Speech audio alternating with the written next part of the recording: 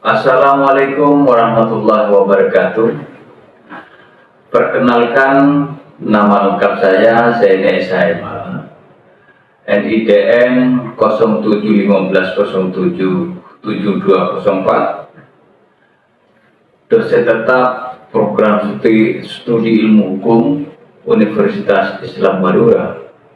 Saya menjadi dosen di Universitas Islam Madura sudah 9 tahun, dari tahun 2016 hingga sekarang tahun 2023. Tahun 2017 baru diangkat menjadi dosen tetap dan muncullah NIDN 0715077204. Tahun 2020 saya mengajukan kepangkatan asisten ahli. Kepangkatan tersebut sampai saat ini. Mata kuliah yang saya ampu, mata kuliah yang sering saya ampu antara lain pendidikan Pancasila, pendidikan kewarganegaraan, hukum dan hak asasi manusia di Indonesia. Berikutnya alternatif penyelesaian sengketa, hukum acara tata usaha negara, berikutnya etika dan tanggung jawab profesi, berikutnya adalah pendidikan anti korupsi dan praktek peradilan perdata. Namun mata kuliah yang saya sampaikan saat ini adalah mata kuliah hukum dan hak asasi manusia di Indonesia. Mata kuliah hukum dan hak asasi manusia Indonesia merupakan mata kuliah program studi. Mata kuliah ini adalah mata kuliah yang wajib diampu oleh semua mahasiswa program studi ilmu hukum Universitas Islam Madura dengan bobot 2 SKS. Deskripsi mata kuliah hukum dan hak asasi manusia ini melalui mata kuliah hukum dan hak asasi manusia ini, yang pertama mahasiswa diharapkan mampu menganalisa permasalahan penegakan hak asasi manusia berdasarkan teori maupun berdasarkan instrumen hukum hak asasi manusia di dalam lingkup nasional maupun internasional. Yang kedua, mahasiswa akan mengkaji dan mendiskusikan prinsip-prinsip, ruang lingkup dan instrumen hukum hak asasi manusia nasional maupun internasional melalui case metode. Asesmen akan dilakukan melalui penugasan dan studi kasus. Capaian pembelajaran pada mata kuliah ini adalah menjunjung tinggi nilai kemanusiaan dalam menjalankan tugas berdasarkan agama, moral, dan etika. Yang kedua, taat hukum dan disiplin dalam kehidupan bermasyarakat dan bernegara. Yang ketiga itu menguasai asas pengaturan dan mekanisme penegakan hukum hak asasi manusia nasional dan internasional. Berikutnya adalah mampu melakukan penyuluhan hukum sebagai bentuk advokasi masyarakat. Capaian pembelajaran mata kuliah yang pertama itu berkontribusi di dalam peningkatan mutu kehidupan bermasyarakat, berbangsa, dan bernegara, dan kemajuan peradaban berdasarkan Pancasila. Yang kedua itu menghargai keanekaragaman budaya, pandangan agama, dan kepercayaan serta memandang akar temuan original orang lain, berpendapat serta berpendapat dan temuan original orang lain. Berikutnya, mampu menerapkan pemikiran logis, kritis, dan sistematis dan inovatif dalam konteks pengembangan atau implementasi ilmu pengetahuan dan teknologi yang memperhatikan dan menerapkan ilmu humanoria yang sesuai dengan bidang keahliannya.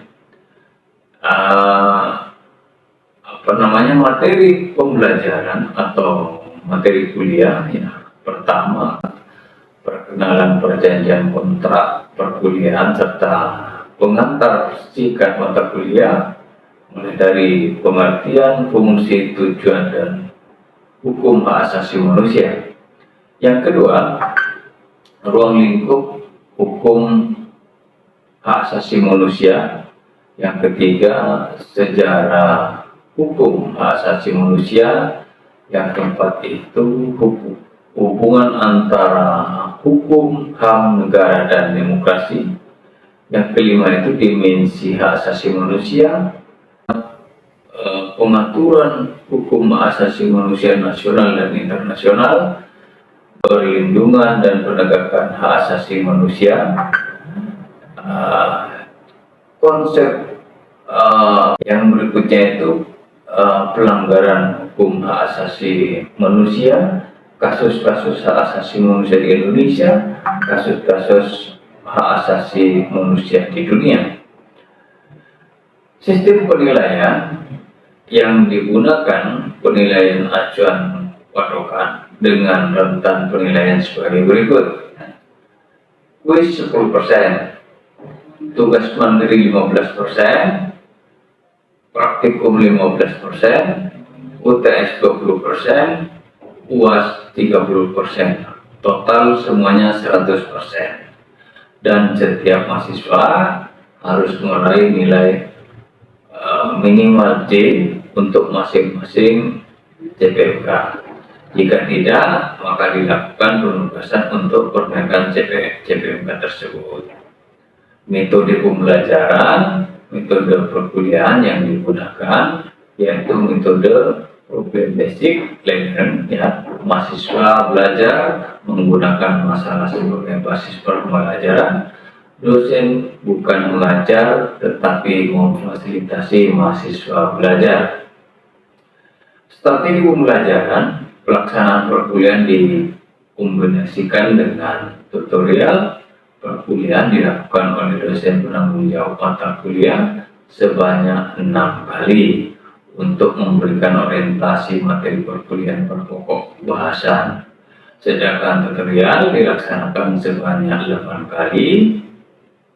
Untuk pemotongan hasil belajar mahasiswa dilakukan dengan penilaian terhadap tugas-tugas, ujian tengah semester, dan ujian akhir semester. Dengan demikian, keseluruhan total tatap muka pertemuan berjumlah 14 kali. Strategi perkuliahan, pokok-pokok bahasan dan sub-sub pokok bahasan dipaparkan dengan alat bantu papan tulis, PowerPoint slide, dan penyiapan bahan bacaan tertentu yang dipandang sulit diakses oleh mahasiswa. Mahasiswa sudah mempersiapkan diri sebelum mengikuti perkuliahan dengan mencari bahan materi, membaca, memahami pokok-pokok bahasan yang akan dikuliahkan sesuai dengan arahan dalam blog. Ya. Jadi perkuliahan dilakukan dengan proses pembelajaran dua arah, yakni pemaparan materi, tanya jawab, dan diskusi. Strategi tutorial, mahasiswa mengerjakan tugas-tugas baik diskusi stack, studi stack, maupun problem stack sebagai bagian dari studi. Tugas-tugas yang dikerjakan sesuai dengan petunjuk yang terdapat pada setiap jenis tugas-tugas. Kemudian presentasi dan berdiskusi di kelas tutorial. Selanjutnya, sebagai bentuk pertunjukan, saya tayangkan salah satu materi hukum dan hak asasi manusia melalui proses perkuliahan via Zoom pada video berikut ini.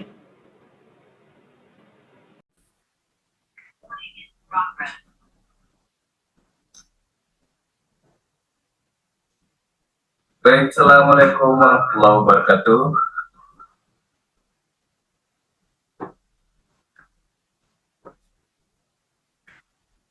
Waalaikumsalam warahmatullahi wabarakatuh. Pagi hari ini kita akan menyampaikan perkuliahan hukum dan HAM di Indonesia.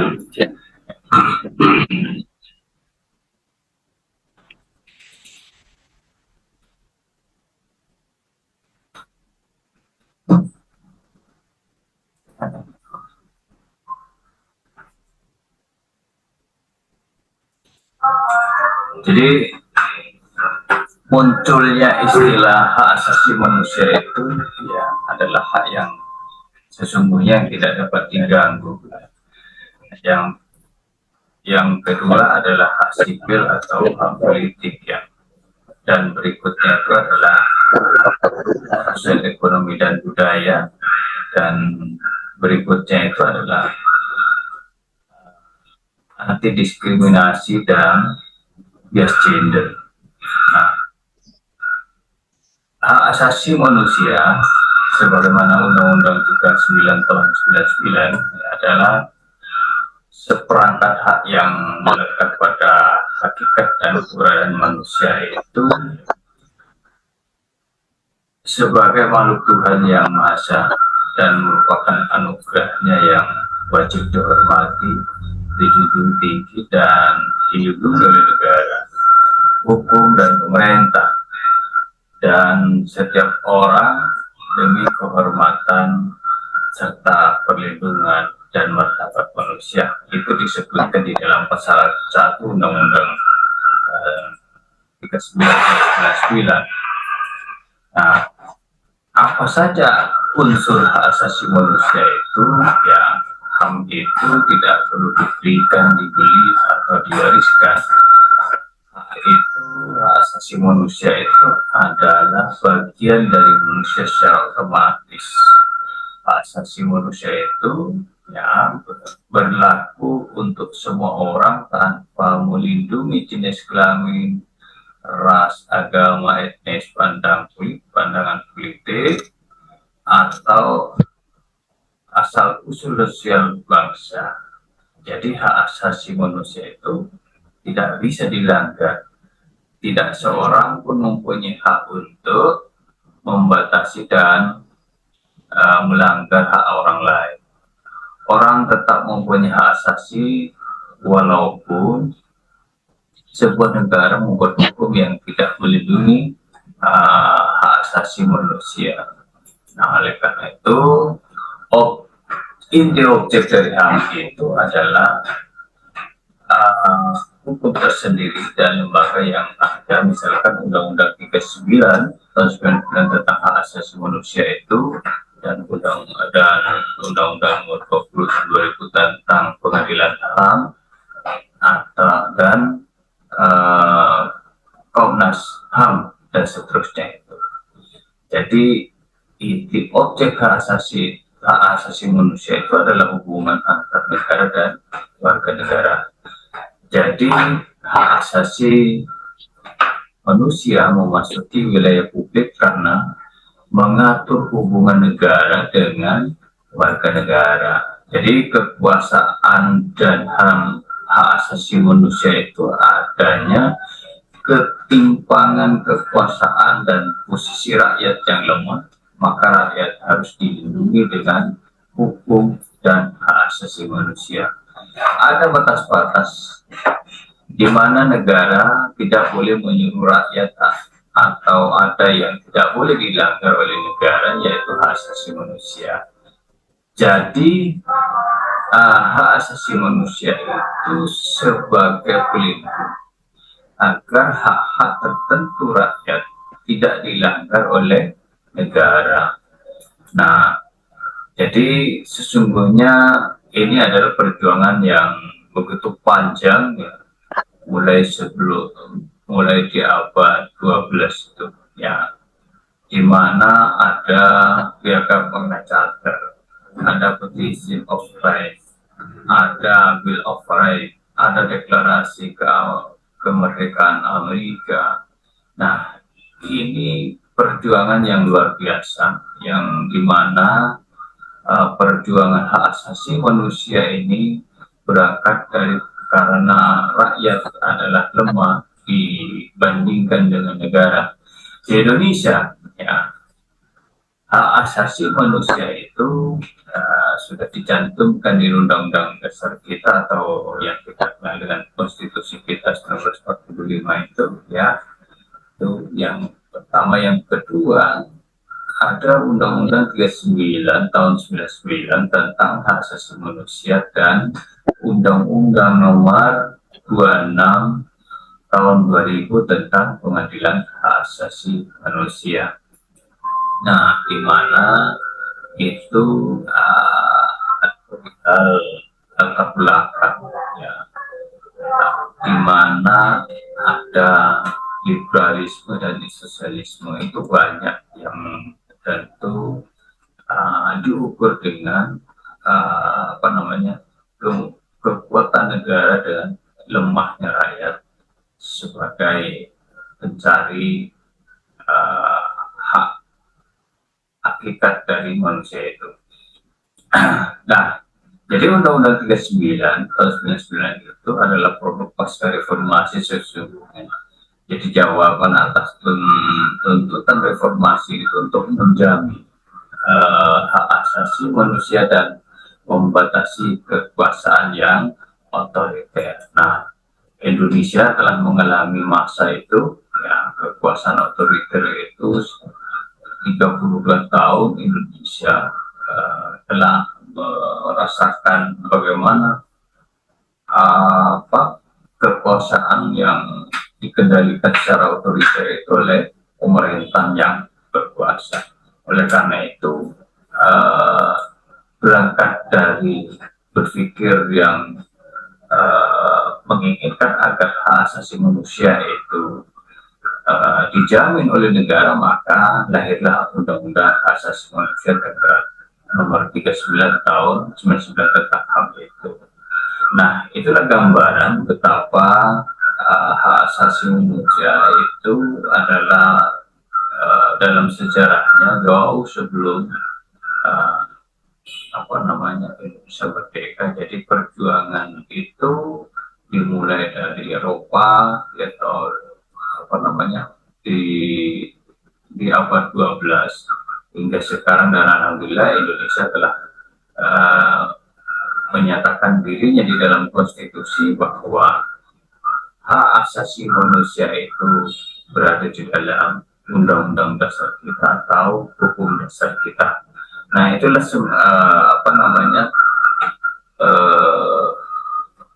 gambaran betapa hak asasi manusia itu menjadi hal penting di dalam tegaknya hukum dan hak asasi itu di Indonesia. Mungkin, ya,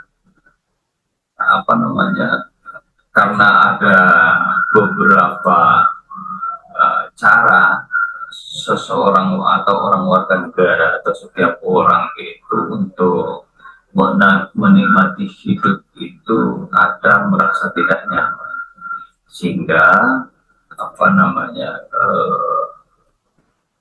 tuntutan masyarakat dunia, ya, terhadap negara-negara di mana dia berada ini telah melahirkan beberapa